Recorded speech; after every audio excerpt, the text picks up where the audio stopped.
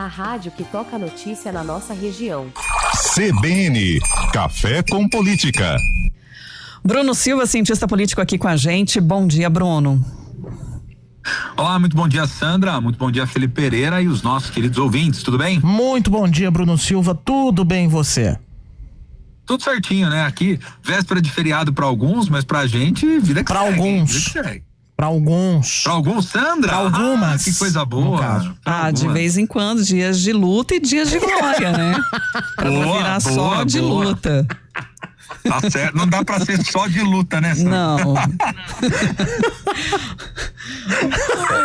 Ô, Bruno, tentando restabelecer aqui a nossa seriedade, a gente estava aqui no bloco anterior falando do escândalo, né, do INSS, o quanto isso nos choca, mas também o quanto isso é necessário, né, ser esclarecido, e da postura também a partir de agora diante, né, das evidências de fraude e de desvio de dinheiro do Instituto. É um absurdo, né, gente? Vamos lá, né? De novo. Isso nos faz lembrar que, de alguma forma, a boa e velha corrupção, o jeitinho brasileiro e por aí vai, de querer se dar bem, ainda anda em vigor mais forte do que nunca, mesmo com todos os endurecimentos que vieram mais recentemente por parte das legislações, né? Acho que pensando até de modo mais amplo, né, Sandra, isso afeta diretamente a vida das nossas cidades, porque quantos aposentados, quantos pensionistas não há que eventualmente acabaram sendo alvo, né, dessas fraudes aí, que nem tinham clareza sobre isso, que agora que estão começando a tomar mais ciência, né? Porque às vezes a pessoa não tem o hábito ali de olhar, né, o seu holerite, de ver como é que isso tá ali, não percebe os descontos e aí agora começa a ver como tudo isso vai repercutindo de alguma forma. Então acho que tem um prejuízo em relação àqueles que são diretamente beneficiários, do que é mais do que evidente que a gente espera minimamente que isso possa ser compensado de alguma forma nos pagamentos aí que virão futuramente, né? Como o governo vai fazendo isso, de que forma, não sei, mas precisa tentar ter pelo menos algum tipo de princípio de justiça nessa história toda, né?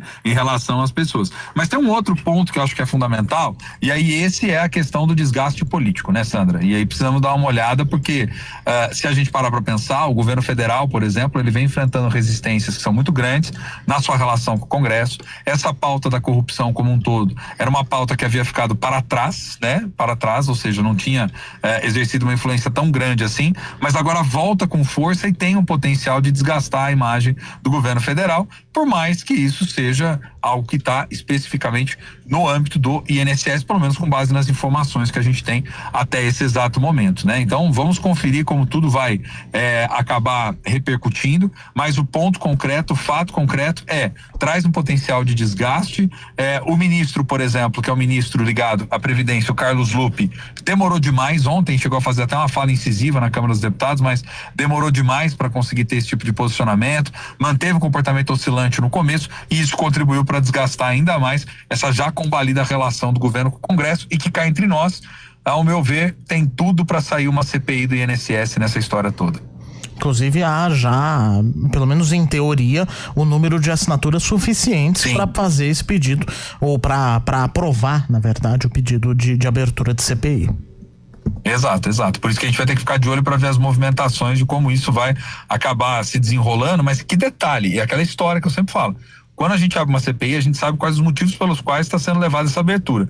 Mas a gente nunca faz ideia de como ela pode terminar. Pode ser que termine tudo em pizza, assim como pode ser que os fatos revelados acabem até mesmo atingindo, né, aqueles que hoje estão, às vezes, né, crentes de que essa CPI pode desgastar o governo, pode vir a desgastar os próprios que estão elaborando essa CPI. Por que eu digo isso? Porque, de acordo com as informações prévias até agora que a gente teve da Polícia Federal, do que foi investigado, isso não começou agora. Havia começado já no governo do ex-presidente Jair Bolsonaro, né, em 2019, no âmbito do INSS. Então é algo que, vamos dizer assim, está para além das preferências ideológicas e dos governos da ocasião. É algo meio que estrutural dentro do órgão já faz alguns anos. E que bota também os esquerda e direita e centro em uma saia justa. Eu não digo uma saia justa, mas talvez pisar em ovos, né? Com relação à aprovação dessa CPI.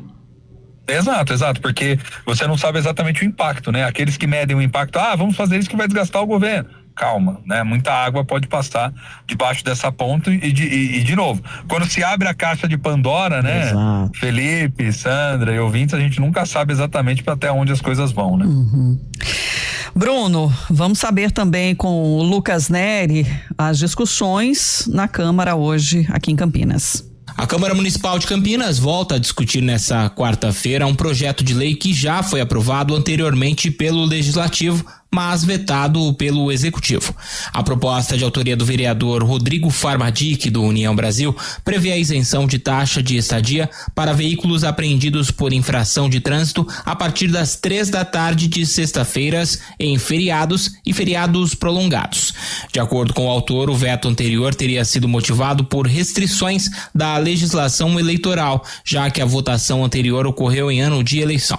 A expectativa agora é de que a medida avance e seja sancionada. O texto determina que a cobrança pela permanência nos pátios municipais ou conveniados seja suspensa até o primeiro dia útil após o recolhimento, desde que o veículo não esteja com documentação irregular. A justificativa aponta que os motoristas são penalizados com cobranças mesmo quando os pátios não funcionam aos fins de semana, impossibilitando a retirada do carro. Além desse projeto, a pauta da sessão inclui a votação em segunda discussão de um projeto que altera a legislação sobre o transporte público coletivo da cidade. A proposta de emenda à lei orgânica que trata de normas administrativas e iniciativas que concedem título de cidadão campineiro e alteram regras para o cargo de ouvidor da Câmara. Também será votada a proposta que denomina Hospital da Mulher Dr. Pedro Serafim Neto, o atual Centro de Referência à Assistência Integral da Mulher. A reunião começa às 18 horas e é aberta ao público.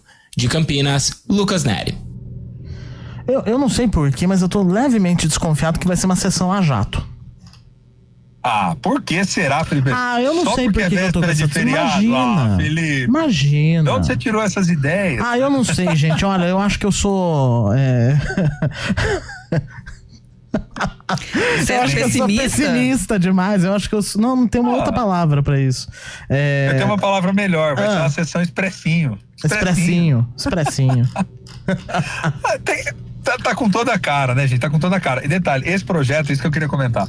Esse projeto específico da questão envolvendo a isenção de pagamento, a gente já tinha falado dele lá atrás, né? O nosso ouvinte tá sempre aqui ligadinho com a gente, vai se lembrar quando a gente comentou sobre ele, né? Particularmente eu não vejo com maus olhos, não. Eu só não sei exatamente como isso vai ficar do ponto de vista prático, né? Então como vai funcionar, se vai funcionar bem ou não, caso o projeto venha a ser aprovado, o que o executivo vai dizer dessa história toda, né? Tem que ter um controle muito sério, muito efetivo para poder fazer com que essas cobranças não sejam regulares e isso não venha a dar problema depois do ponto de vista, inclusive, legal, né? Mas enfim, a despeito disso, eu acho que faz muito sentido, né? Porque você tem lá o seu carro apreendido, ok, você estava numa situação irregular, seu carro foi apreendido dentro dessa situação, mas você não poder retirar no final de semana e pagar todo esse período ali dentro do pátio também não me parece algo justo, né? Acho que os vereadores vão aprovar, até porque é uma medida que tem um impacto popular de algum modo, né? Exatamente. Bruno, te esperamos amanhã aqui. Não, Sandra Nambert te espera segunda-feira. Também. Eu te espero amanhã. Mas eu tô falando, né, esperamos, contando aí com os nossos ouvintes. Muito bom, Sandra. Ó, brincadeiras à parte, aproveite seu descanso merecido, viu, Sandra? Sexta, sábado aí, feriadão, cuida bastante. Eu e Felipe Pereira, a gente cuida daqui da casinha. Fica tranquilo que a gente vai juntos aqui, tá? Manteremos certamente essa seriedade e ao mesmo tempo descontração que faz parte do nosso quadro. Um grande Combinado. abraço. Até, Bruno.